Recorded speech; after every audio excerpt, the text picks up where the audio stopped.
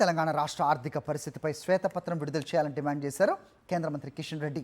హామీలు అమలు చేయడం అంటే ఆర్థిక ఇబ్బందులు అని తప్పించుకునే ప్రయత్నం చేస్తున్నారంటూ సీఎం రేవంత్ రెడ్డికి లేఖ రాశారు. సోనియా గాంధీ కుటుంబం కాంగ్రెస్ పార్టీకి 1000 కోట్లు ఇవ్వడానికి సిద్ధం అని రేవంత్ రెడ్డి ప్రకటించడాన్ని తప్పుపట్టారు.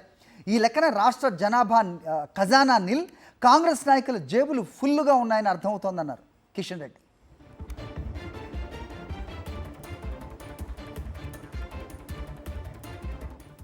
తెలంగాణ రాష్ట్ర ఆర్థిక పరిస్థితిపై శ్వేతపత్రం విడుదల చేయాలని డిమాండ్ చేశారు కేంద్ర మంత్రి కిషన్ రెడ్డి.